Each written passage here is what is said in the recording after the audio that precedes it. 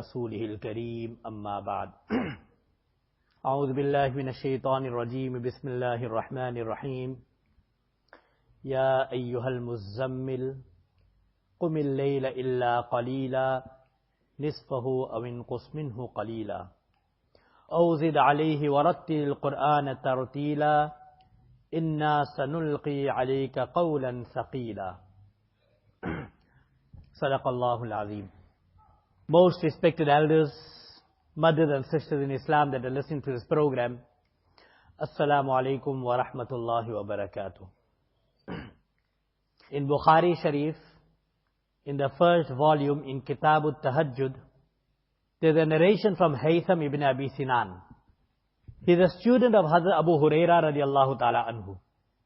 Hazrat Abu Huraira radiallahu ta'ala anhu often used to sit with his students and give them some advices. So in one instance, Abu Huraira radiallahu ta'ala anhu, he was talking about Rasulullah sallallahu alayhi wasallam to his students. And then he mentioned, Inna khallakum la yaqulu raftha. Your brother does not talk nonsense. Now Abu Huraira radiallahu ta'ala is talking about Abdullah ibn Rawahah radiallahu ta'ala anhu, the poet of Rasulullah sallallahu alayhi wasallam. And then he quoted the poem of Abdullah ibn Rawahah in praises of Rasulullah sallallahu alayhi wasallam, in which he says, وَفِينَا رَسُولُ اللَّهِ يَتْلُو كِتَابًا إِذَا انشَقَّ معروف من المعروف من الصبح صادق فقلوبنا به موقنات ما به واقع. The meaning of which is that among us there is a Rasul of Allah, a Prophet of Allah, who recites the Quran Kareem in the early parts of the morning. And Arana al-Huda ba'd al-Ama. He has taught us, he has shown us guidance after we were blind, after we were in ignorance and jahalat. And our hearts have full yaqeen and conviction that whatever he says will definitely take place. And then after that, he mentions another couplet in which he says, يَبِيتُ يُجَافِي جَنْبَهُ عَنِ الْفِرَاشِهِ إِذَا اسْتُثْقِلَتْ بِالْمُشْرِكِينَ مَزَاجِعُ.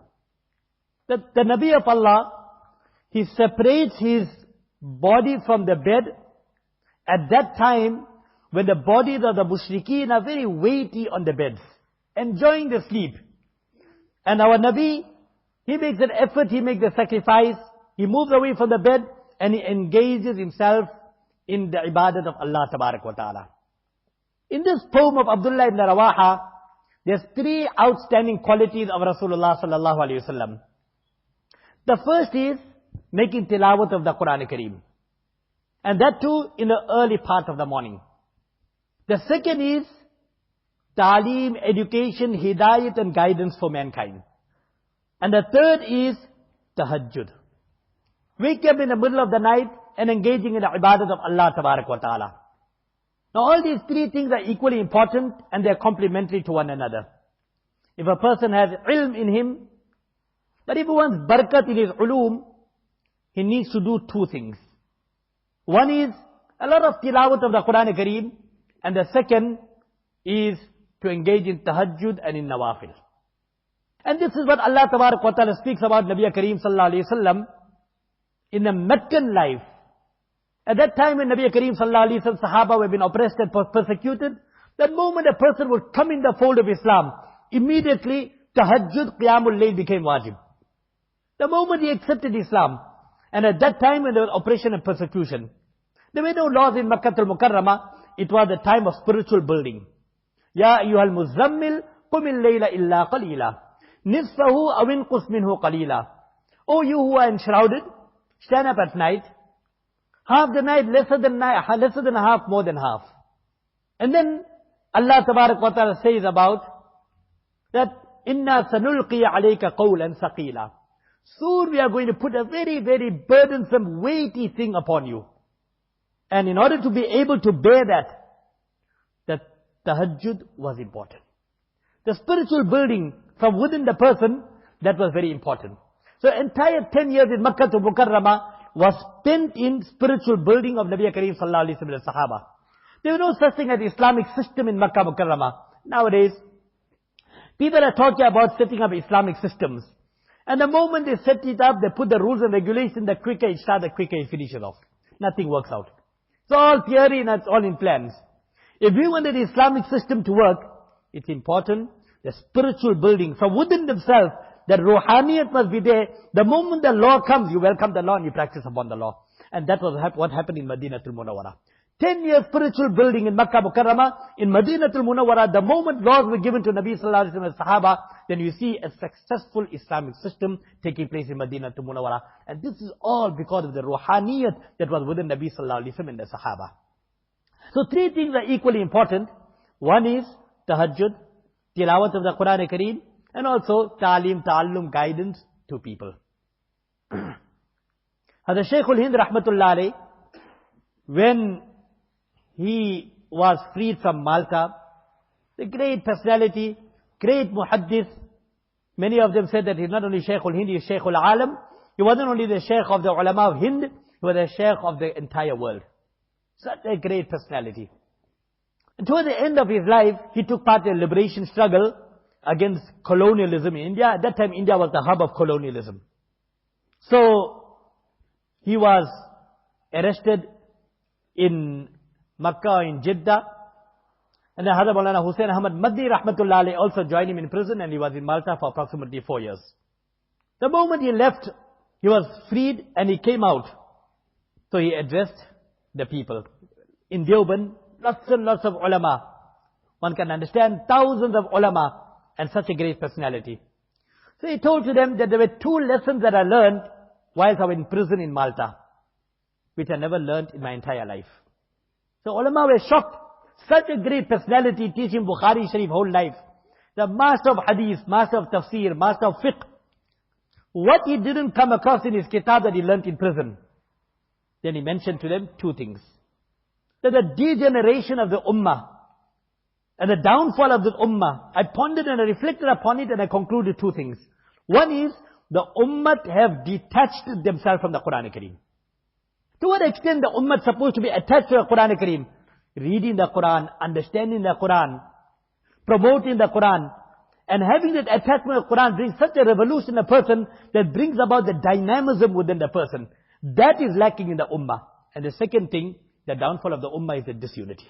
What we see today in the Middle Eastern countries all over, it is everything, the turbulence that's taking place, it is because of the disunity that is taking place in the ummah.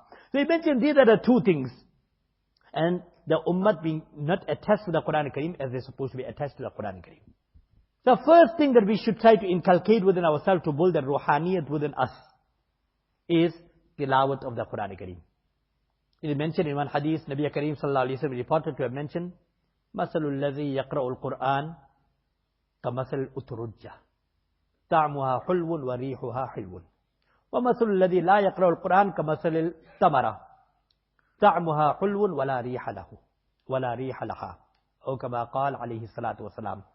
The example of that person, a Muslim who recites the Quran Kareem, is like a citrus fruit.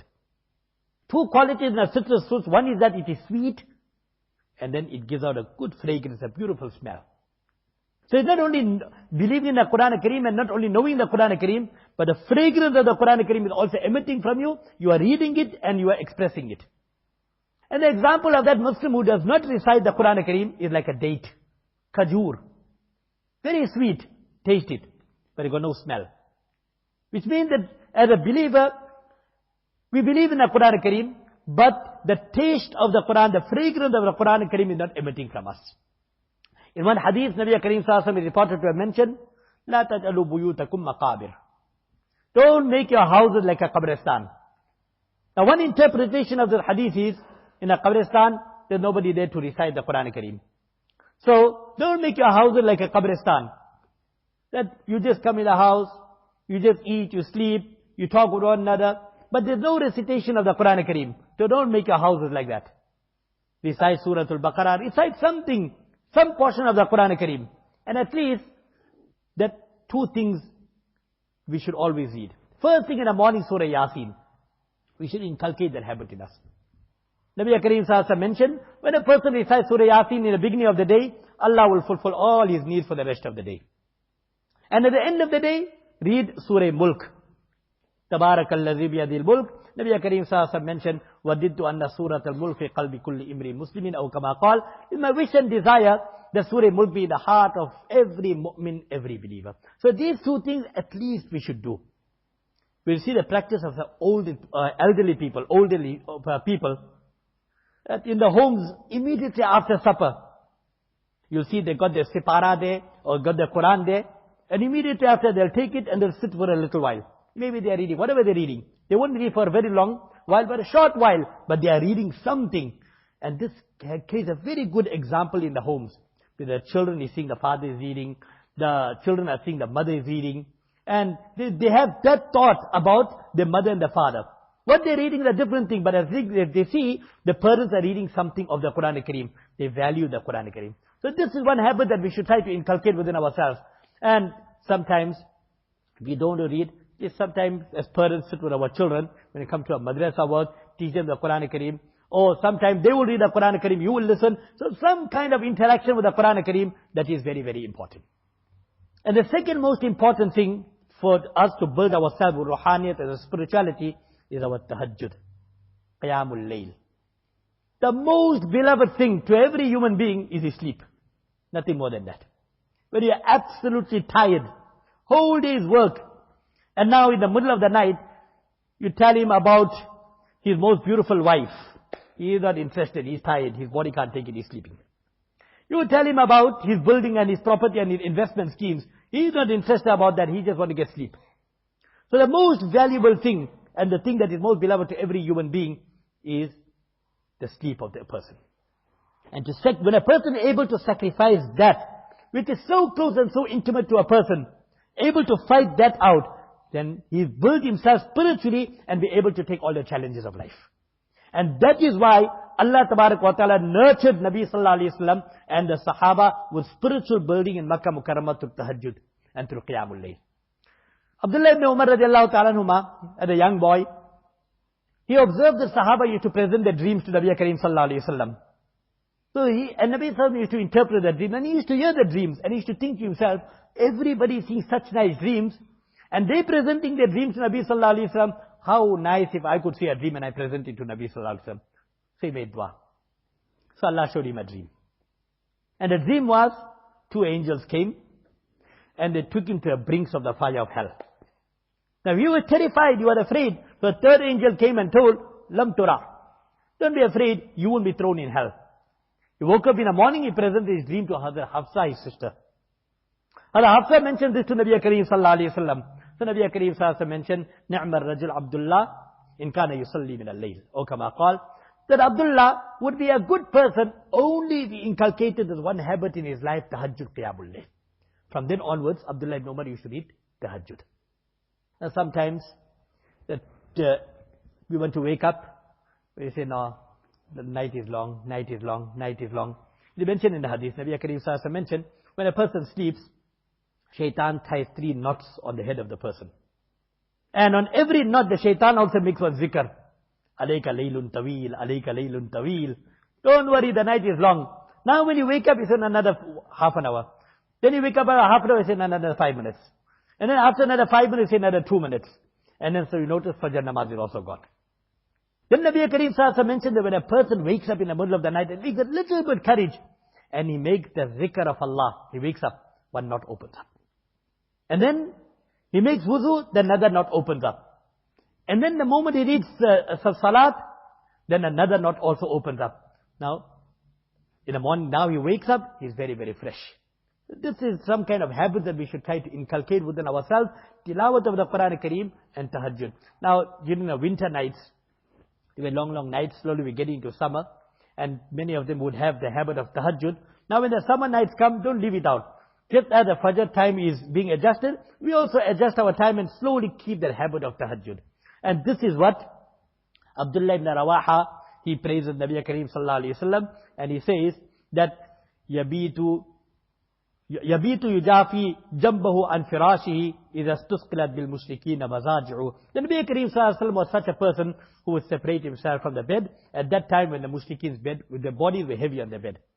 Just on the side note, on the same incident, this poem of Abdullah ibn Rawahah, There was one Sahabi, he had a wife and he had a slave woman. So, one night, he went away to his slave woman. So wife looked for him in the night, couldn't find him. And she immediately thought that he's gone to that other woman.